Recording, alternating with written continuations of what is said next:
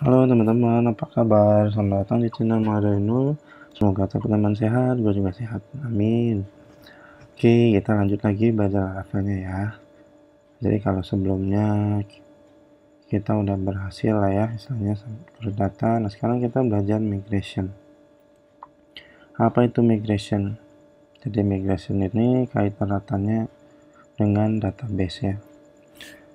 Jadi kalau sebelumnya kita buat table itu manual. Nah, dengan migration ini kita akan bisa buat table itu dengan satu perintah atau dengan command line ya istilahnya. Kita udah bisa bikin table. Dan canggihnya ini, migration ini ibaratnya kayak version control lah ya. Jadi dengan kita buat table dengan migration, nanti kita juga bisa ngapusnya juga dengan migration. Keuntungannya jadi nanti kalau kita kerja sebagai tim, misalkan gua bikin table gitu ya, table barang misalkan, tapi bikinnya lewat migration.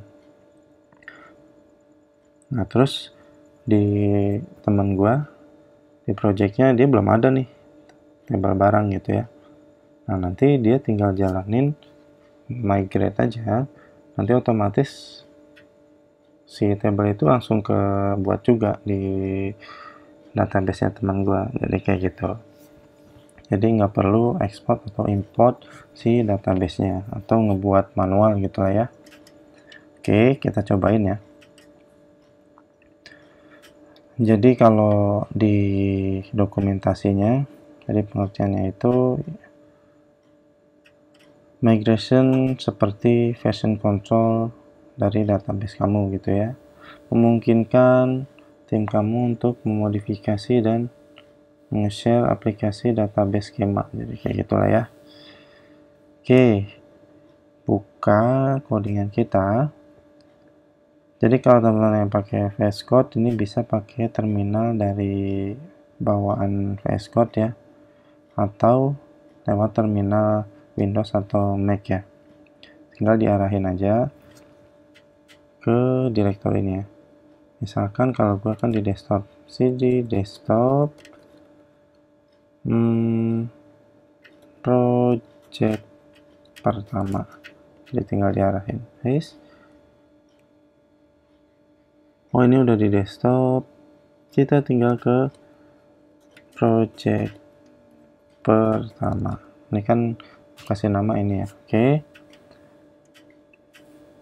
Nah nanti pertama gue akan coba di sini, nanti selanjutnya gue di sini biar enak. Jadi kita akan langsung coba jalanin migrationnya ya. PHP artisan migrate. Coba kita lihat ke browser. Ini kita cuma punya satu table ya. Nah, nanti dengan jalanin perintah ini aja nih, kita akan punya tambahan 3 table. Enter ya. Oke. Refresh. Nah, tambahan 3 table ya, jadi 4. Jadi ada migration. Jadi saat pertama kali kita jalanin migration ini akan ngebuat table yang namanya migration. Oke. Kemudian isinya ada 2 record. 2 record ini dari mana? Oke, ntar gue jelasin. Nah, ini ada table data barang sama file jobs. Ini relevan sama ini ya. Cuma ini ada timestampnya. Gitu. Jadi kenapa bisa ada 2 table itu? Jadi gue lanjut di sini ya. Jadi 2 table itu di-generate dari teman-teman buka sini, masuk ke folder database, kemudian ke migration. Jadi 2 table itu sumbernya dari sini. Nah ini. Jadi saat jalanin migration tadi, saat jalanin pp artisan migrate, ini si Laravel akan eksekusi fungsi ini. Yang dijalanin adalah function up. Oke, metode up-nya ya yang dijalanin. Jadi di sini dia ngeset ada beberapa ya, ada string, timestamp, remember token gitu ya. Ini jadi struktur table ya. ID ini adalah struktur table. Di sini kalau kita lihat, bukan data barang, table users. Pelan-pelan aja ya, sorry teman ya, biar lebih jelas. Jadi gue pelan-pelan jelasinnya. ID ini adalah dari sini, kemudian string ini maksudnya apa? String ini tipe data ya.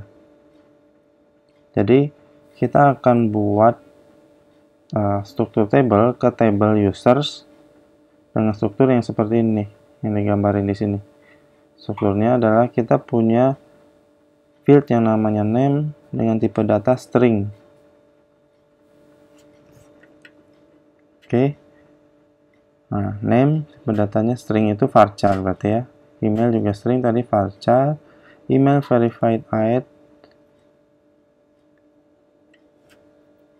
timestamp. Ini tipe datanya jadi timestamp. Kemudian ini ada tambahan lagi option nullable. Keyword nullable optionnya ya. Nullable itu berarti nullnya no. Ya. Oke. Kemudian ini artinya boleh null ya. Nggak boleh null ya. Nullable ini iya boleh null. Nullable artinya boleh null gitu. Kemudian ada tipe data string password, udah oke lah ya. Nah, kemudian remember token, ini remember token. Kemudian kok ini ada dua table ini dari mana? Dua table itu dari ini. Kita masukin option atau keyword timestamp aja. Kemudian otomatis akan ada dua field ini. Oke. Jadi itu. Jadi method up itu akan nge-create table. Nah, di migration juga seperti yang tadi gue bilang kan version control ya. Namanya version control kita bisa buat, artinya bisa kita kembalikan ke kondisi sebelumnya gitu ya. Artinya kita akan bisa setelah migration kita akan buat table, kemudian kita rollback, kita akan bisa ngembaliin ke kondisi sebelum kita jalanin migration itu istilahnya ya. Sebelum si table itu dibuat, berarti kan kita akan ngehilangin table ini lagi. Nah, ini ada metode namanya down, function down ya. Jadi ini akan menghapus si tabelnya lagi. Jadi kalau kita jalan ini, kalau kita jalanin rollback, maka si table user dan file jobnya akan hilang. Kalau table barang kan nggak hilang ya, karena kita nggak bikinnya nggak lewat migration. Coba ya, gue bikin rollback. Oke, gue refresh, hilang. Tapi si migrationnya enggak. Nah, tapi istilahnya si table kita sekarang udah ada migrationnya nih. Hilang kan? Jadi itu kita bisa rollback. Jadi kalau kita buat lagi, otomatis akan ada lagi nih. Nah, sekarang ini kita buang aja data barangnya. Kita akan buat table khusus untuk kita pakai. Nah, nanti kalau untuk table user ini akan kita pakai buat sistem login kita. Nah, nanti setelah kita belajar ini kita akan belajar login ya teman-teman. Jadi stay tune aja, ojo kemana-mana. Oke, nah di sini kita akan coba buat migration untuk data barang. Jadi untuk buat migration kita tinggal ini kita clear dulu aja deh. Tinggal php artisan make apa yang mau kita buat migration.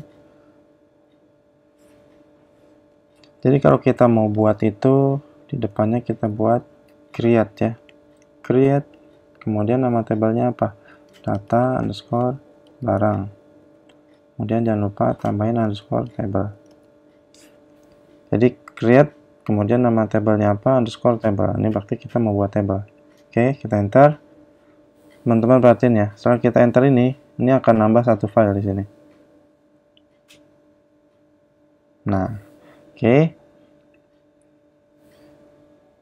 Nah, di sini defaultnya udah disiapin metode up and down. Ya standarnya gitu kan ya, version control ada nambah atau ke ngerollback, ngebalikin lah ya. Nah, di sini kita akan buat kode barang ya. Table, tipe datanya apa? Varchar. Oke, varchar dulu ya tulisannya. Ini kita kasih nama kode barang, koma.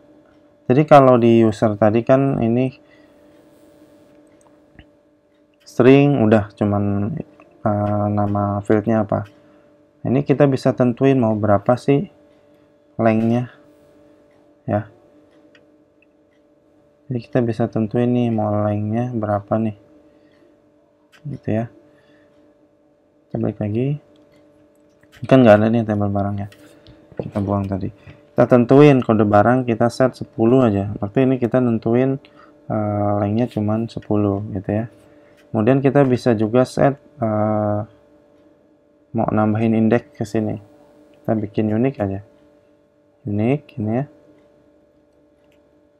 Berarti kita nambahin indeks ke kode barang ini.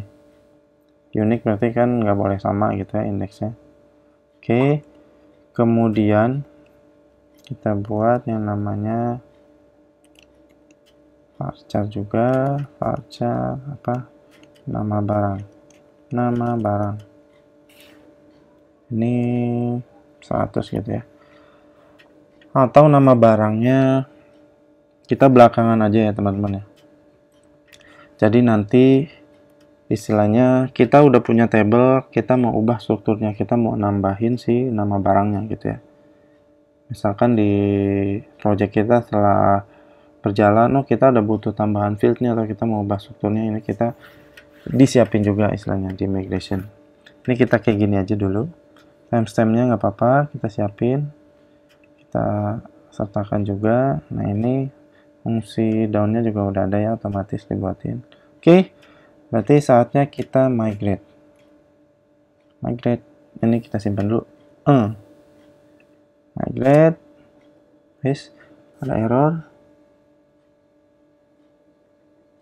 Apa katanya? Varchar. Bukan varchar ini teman-teman, string. Sorry ya.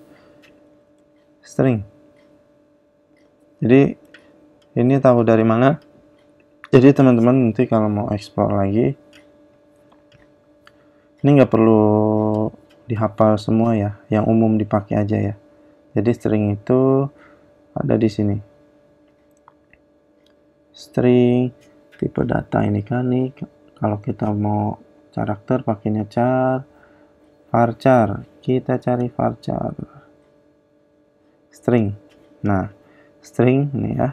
String berarti tipe datanya varchar. Oke. Nggak jelas ya. Coba kita migrate lagi. Migrate. Nah, sip, berhasil ya, nggak ada error. Sini kalau kita refresh, harusnya ada nih tabel barang. Oke, ada tabel data barang. Strukturnya ada ID, kode barang, ini ada indeksnya, ada create add sama update add. Oke, sesuai ya sama yang sini ya.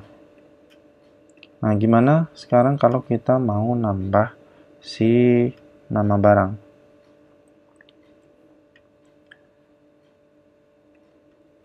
Jadi make migration. Nah, ini yang berbeda di sini. Karena kita mau nambah, jadi kita nggak pakai create, kita bikin perintahnya add di sini depannya. Add, kita mau nambah apa nih? Kita mau nambahkan nama barang tadi ya. Nama underscore barang. Itu